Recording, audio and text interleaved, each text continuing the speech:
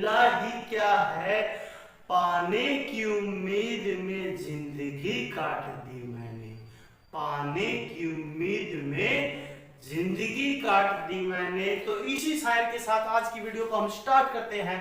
और बच्चों, आज का जो टॉपिक है वो आपके पास बहुत ही इंपॉर्टेंट टॉपिक है, जिसका नाम है रेजिस्टेंस। क्या नाम है बच्चों?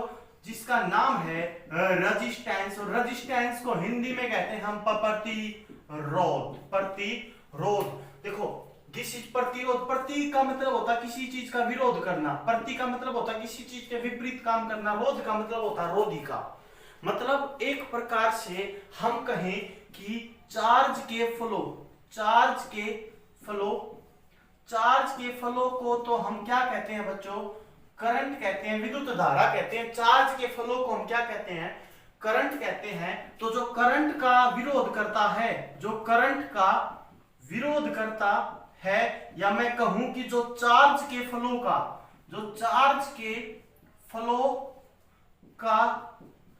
विरोध करता है, जो चार्ज के फ्लो का विरोध करता है, उसे हम क्या कहते हैं बच्चों?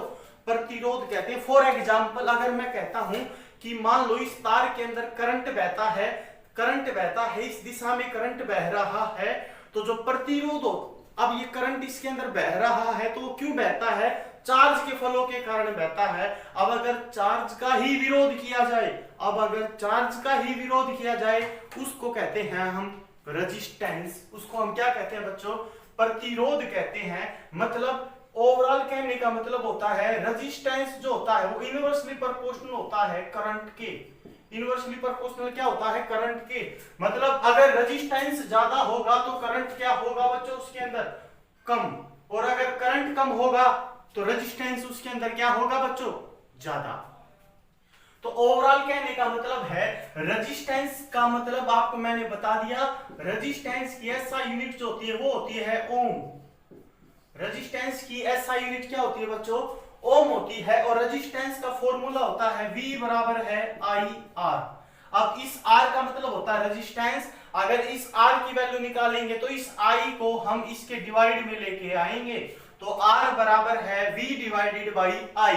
और V मैं अभी तक बता चुका हूं तीनों वीडियो के अंदर कि V को हम क्या कहते हैं? पोटेंशियल डिफरेंस कहते हैं। बोले तो हम इसको विभवांतर कहते हैं, विभवांतर। और विभवांतर के लिए इकाई क्या होती है बच्चों? वोल्ट। और एम्पियर किसके लिए होती है बच्चों? करंट के लिए होती है। और रेजिस्टेंस के लिए क्या हो गई फिर आपके पास? ओम। एक रेजिस्टिविटी होता है, रेजिस्टिविटी अलग चीज होती है, रेजिस्टेंस एक अलग चीज होता है। रेजिस्टिविटी जो होती है उसकी एसआई यूनिट होती है ओम मीटर। और रेजिस्टेंस को मापने का यंत्र क्या कहलाता है? वो ओम मीटर कहलाता है। रेजिस्टेंस को मापने का यंत्र क्या होता है? ओम मीटर। अब बच्चों, ये V बराबर है IR, ये इसका फॉर्मूला होता है रेजिस्टेंस का। अब रेजिस्टेंस किस किस चीज के ऊपर डिपेंड करता है? तो सबसे पहला पॉइंट जो आपके सामने बनेगा वो डिपेंड करता है बच्चों लेंथ के ऊपर, किसी भी तार की लंबाई के ऊपर डिपेंड करता है। दूसरा मैं कहता हूं कि area of cross section, area of cross section. मेरे ख्याल से you understand very well about this कि जो रेजिस्टेंस होता है वो लेंथ के ऊपर डिपेंड करता है, resistance area of cross section के ऊपर डिपेंड करता है, रेजिस्टेंस टेम्परेचर के ऊपर डिपेंड करता है।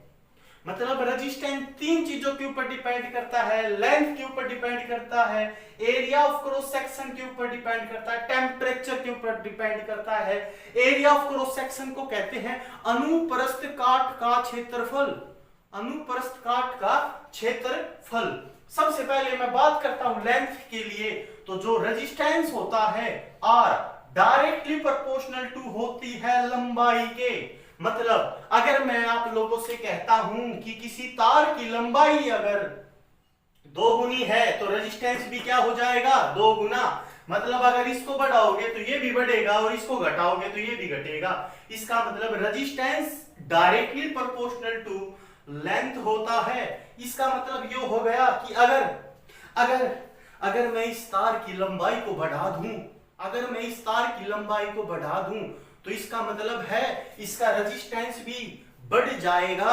और अगर रेजिस्टेंस बढ़ गया तो चार्ज का फ्लो कम हो जाएगा। और अगर चार्ज का फ्लो कम हो गया तो करंट का फ्लो कम हो जाएगा। इसका मतलब इस तार के अंदर विद्युत धारा का प्रवाह क्या हो जाएगा, कम। इसका मतलब अगर तार की लंबाई को बढ़ा दिया जाए तो रेजिस्टेंस बढ़ जाता है। इसका मतलब अगर लेंथ को 2 गुना कर दिया जाए तो रेजिस्टेंस भी कितने गुना हो जाएगा, 2 गुना हो जाएगा। अब एक चीज सोच के देखो ना आप लोग, अगर मैं कहता हूं एक तो है मोटी तार, एक तो क्या है मोटी तार, और एक क्या है बच्चों, पतली तार। एक क्या है मोटी तार और एक क्या होती है बच्चों, पतली तार। ये एक चीज सोच के देखो आप, just imagine about this, what is मोटी, व्हाट इज पतली। ज्यादातर अगर आप लोग सोचने की कोशिश करोगे, मोटा जो आदमी होता है उसका एरिया ज्यादा होता है, एरिया क्या होता है, ज्यादा, और जो पतला आदमी होता है वो लंबा ज्यादा होता है। सोच के देखो, मोटा आदमी कम लंबा होता है और पतला आदमी ज्यादा लंबा होता है।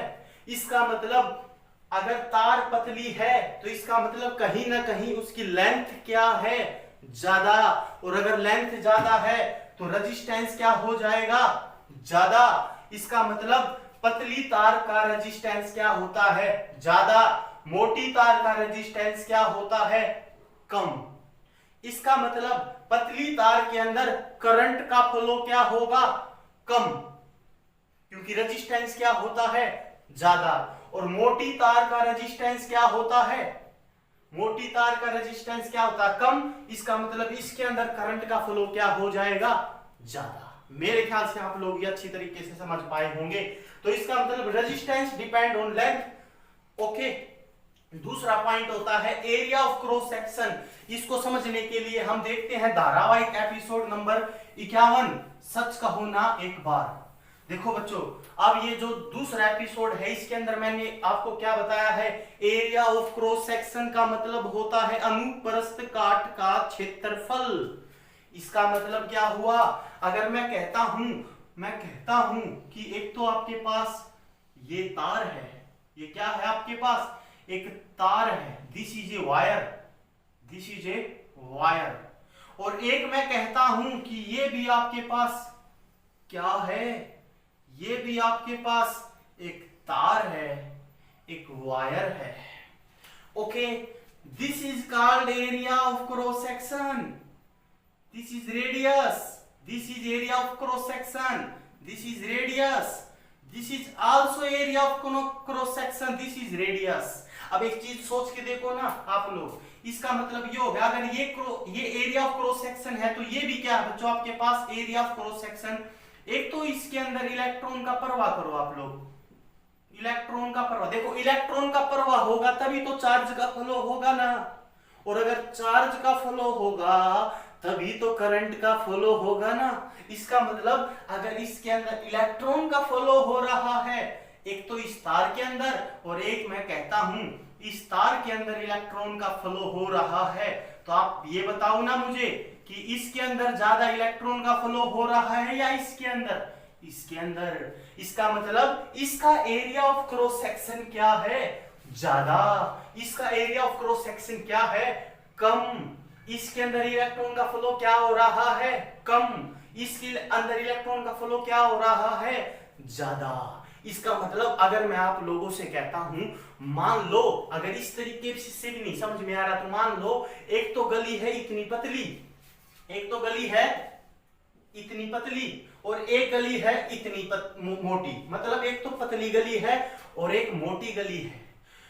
5 आदमियों को एक तो पतली गली में घुमाओ भगाओ, और एक बड़ी गली जो है उसमें 5 आदमियों को घुमाओ भगाओ। तो एक चीज बताओ, पतली गली में ज्यादा आदमी भागेंगे या मोटी गली में? मोटी गली में ज्यादा आदमी भागेंगे। आदमी इज इक्वल टू इलेक्ट्रॉन, आदमी इज इक्वल टू इलेक्ट्रॉन। तो इसका मतलब मोटी गली में आदमी ज्यादा भाग रहे हैं तो मोटी गली में इलेक्ट्रॉन का फ्लो ज्यादा हो रहा है, और अगर मोटी गली में इलेक्ट्रॉन का फ्लो ज्यादा हो रहा है तो इसका मतलब उसके अंदर चार्ज का फ्लो ज्यादा हो रहा है। और अगर चार्ज का फ्लो ज्यादा हो रहा है तो इसका मतलब उसके अंदर करंट का फ्लो ज्यादा हो रहा है, और अगर करंट का फ्लो ज्यादा हो रहा है तो इसका मतलब उसका रेजिस्टेंस कम है। उसका रेजिस्टेंस क्या है बच्चों? कम। इसका मतलब जिसका एरिया ऑफ क्रॉस सेक्शन ज्यादा है, एरिया ऑफ क्रॉस सेक्शन ज्यादा है, तो इसका मतलब उसका रेजिस्टेंस क्या है? कम। और जिसका एरिया ऑफ क्रॉस सेक्शन कम है उसका रेजिस्टेंस क्या है?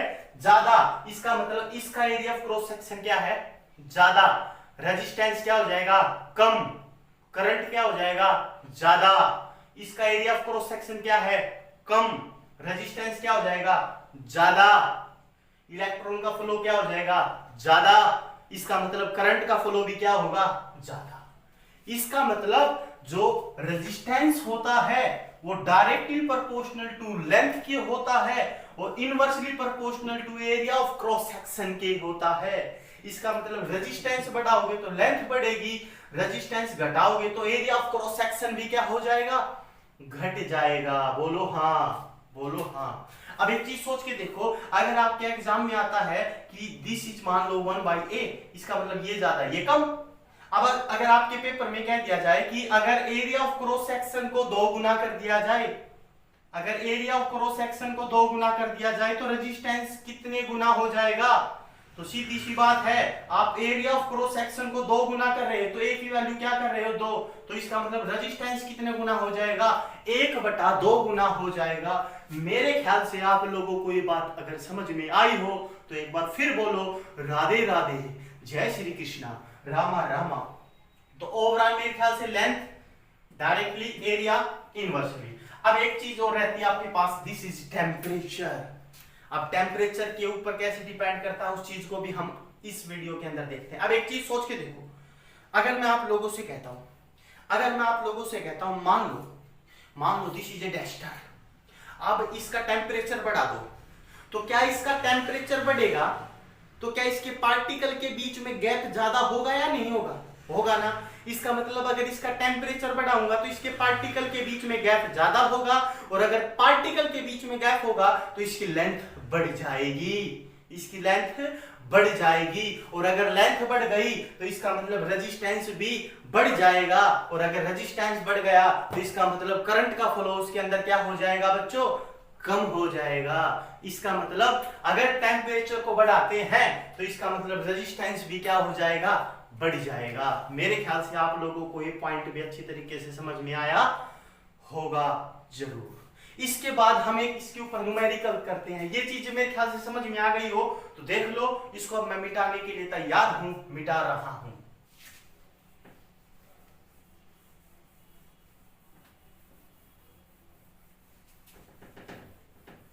अब मैंने एक फेसबुक के ऊपर एक न्यूमेरिकल डाला था आप लोगों के लिए, उस न्यूमेरिकल को मैं करवाने जा रहा हूं। न्यूमेरिकल क्या था?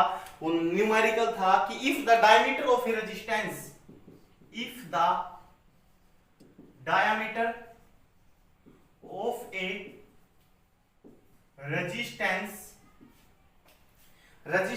wire is half, then its resistance will be,